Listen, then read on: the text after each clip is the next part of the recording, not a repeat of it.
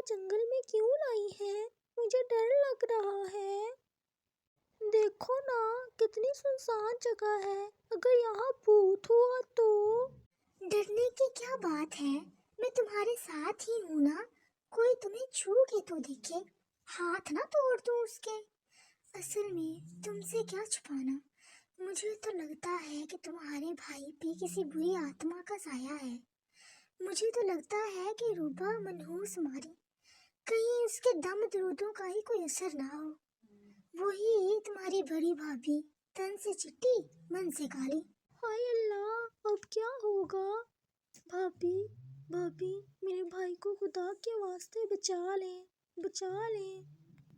پیڑ کے پیچھے سے جن نمودار ہوتا ہے، آؤ آتے اپنی مرضی سے ہیں پر جائیں گے میری مرضی سے۔ پہچانا؟ نہیں، مجھے نہیں پہچانا۔ بیٹی رامین سب سمجھ گئی، صرف اتنا ہی میرے بس میں ہے، جو دکھتا ہے وہ ہوتا نہیں، اور جو نہیں دکھتا وہ ضرور ہوتا ہے، پہچانو اس کو۔ قتل کس نے کیا؟ ڈھونڈو اس کو، ڈھونڈو۔ تمہارے باپ کی روح تکلیف میں ہے، جلدی کرو، وقت نہیں ہے تمہارے پاس۔ رامین 2 بھائیوں کی اکلوتی بہن تھی، بہت لاڈ پیار اور نازوں میں پلی تھی۔ اب رامین 20 برس کی ہوئی اس دن یعنی 21 اپریل کو اس کی سالگرہ تھی۔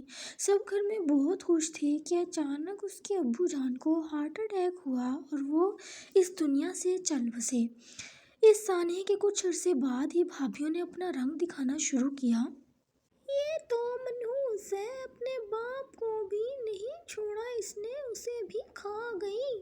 میں تو یہ سوچ رہی ہوں کہ کہیں اس کی نحوست ہمارے گھر کو ہی تباہ نہ کر دے، اس کے کسی للو پنجو سے ہی شادی کروا دیتے ہیں، اب اس کے لیے شاہی خاندان سے رشتہ تو آنے سے رہا۔ اگلے روز جب شامیر دفتر سے واپس آئے تو مصباح زوروں سے رونے لگی۔ ہائے ربا، میرے پیارے سسر میرے باپ کی جگہ تھے، کتنے اچھے کردار کے مالک تھے، دیکھو تو رامین کی نحوست اسے بھی لے ڈوبی، اب ہماری باری ہے۔ یہ تم کیا کہہ رہی ہو؟ یہ تو ہونا ہی تھا، آج نہیں تو کل۔ جس نے اس دنیا میں آنا ہے اس نے جانا بھی ہے، ہر ایک کے مرنے کا وقت مقرر ہے۔ تمہاری ہمت کیسے ہوئی یہ بات کرنے کی؟ مجھے تو پہلے ہی شک تھا، لگتا ہے کہ رامین نے تمہیں تعویذ کھول کے پلائے ہوں گے۔ ہائے اس کی نحوست اب میرے گھر پر وار کر رہی ہے۔ اگلے روز جب سکندر آفس سے گھر واپس آیا تو روبا کہنے لگی، اب مجھ سے سہن نہیں ہوتا، اتنی جلدی ہو سکے رامین کی شادی کروا دو۔ اپنے باپ کو تو بخشا ہی نہیں، اور اب ہمارا بھی کیا حال ہونے والا ہے ہمیں خود بھی معلوم نہیں۔ کیا تمہارے پاس کوئی ثبوت ہے کہ میری بہن جو کہ معصوم ہے اس نے قتل کیا ہوگا؟ اگر یہی بات میں تمہارے بھائی اور باپ کے بارے میں کروں تو کیا تم برداشت کرو گی؟ ہرگز نہیں، تو پھر میں کیسے؟ اچھا، تو اب آپ میرے بھائی اور باپ کو درمیان میں لے کے آ رہے ہیں، چلو میں بھی اس کا جواب دیتی ہوں۔ میں نے ان کا قتل تو نہیں کیا جیسے کہ رامین نے، پر وہ بھی دودھ میں زہر ملا کے، میں نے تو اس کو خود دیکھا۔ سکندر خاموشی اور پریشانی کے عالم میں گھر سے باہر چلا گیا، چونکہ روبا نے اس کے بھائی کے دل میں اندیشہ ڈال دیا تھا کہ وہ سوچنے پہ مجبور ہو گیا کہ کہیں رامین نے تو نہیں۔ اگلے دن دونوں بھائیوں کی چھٹی تھی تو سکندر نے بڑے بھائی کو چائے دیتے ہوئے کہا، شامیر بھائی آپ ٹھیک تو ہیں؟ کل مسٹر تبریز سے میری بات ہوئی تو انہوں نے بتایا کہ آپ کسی سوچ میں گم تھے اور ساتھ پریشان بھی نظر آ رہے تھے۔ بھائی میرے ذہن کی ایک سوچ مسلسل مجھے پریشان کر رہی ہے۔ وہ مصباح نے مجھے کوئی ایسی بات بتائی کہ میں سوچنے پہ مجبور ہو گیا۔ اس نے بتایا کہ ابا جان کو زہر کسی اور نے نہیں بلکہ ہماری سکی بہن رامین نے دی۔ سکندر کے ذہن میں بھی وہی خیال امنڈ آیا کہ اس روز روبا نے بھی تو ایسی ہی بات کی تھی۔ وہ سوچنے پہ مجبور ہو گیا کہ کیسے دونوں کی سوچ ایک جیسی ہو سکتی ہے۔ اب تو اس کے دل میں بھی یہ خیال کھٹکنے لگا۔ دونوں بھائیوں نے اپنی بیویوں سے مشورہ کیا اور نتیجہ اس بات پہ ختم ہوا کہ رامین کی شادی کر دی جائے۔ مصباح نے مشورہ دیا کہ میرے گاؤں میں ایک لڑکا ہے، ماں باپ تو نہیں لیکن ہاں امیر بہت ہے، رامین راج کرے گی، بس ایک خامی ہے اس میں کہ وہ شرابی ہے، پر پھر بھی اس سے ہمیں کیا سروکار۔ اگلے روز بلاول آیا۔ بھابھیوں نے اس کی اچھی دعوت کی، ذرا دیر نہ لگائی اور دوسرے ہی دن اس کو رخصت کر دیا۔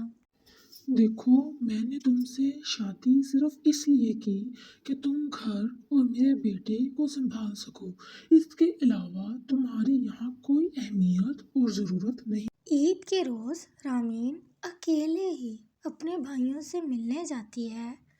در حقیقت قسمت نے اپنا کھیل شروع کیا۔ سنو میری بات غور سے، جس طرح تم نے مجھے زہر لا کے دیا تھا نا میرے سسر کو مارنے کے لیے، ویسے ہی آج جیٹ کو بھی ختم کر ڈالو۔ دھیان رکھنا کہ ایکسیڈنٹ ہی ہو، لوگ قتل نہ سمجھے اس کو، بالکل ویسے ہی جیسے دودھ میں نے زہر دیا تھا۔ ساری جائیداد پھر میرے نام ہوگی، میں ہی اس گھر پہ راج کروں گی۔ اچھا 20% تمہیں دے دوں گی۔ چلو اب فون رکھو، کہیں ایسا نہ ہو کہ کوئی آ ہی جائے۔ ایک روز تو بلاول نے حد ہی کر دی۔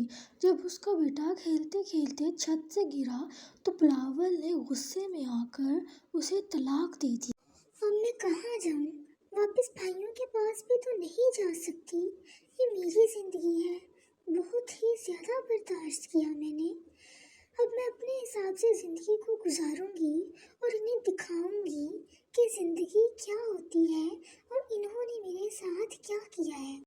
اس نے بھیک مانگی، ٹھیلا لگایا، اللہ کی کرنی ایسی ہوئی کہ اللہ پاک نے اس کو بہت کچھ دیا، گاڑیاں، بنگلے، سب کچھ، اور اس کے ساتھ ایک نعمت بھی دی، ایک چھوٹا سا چاند سا بیٹا۔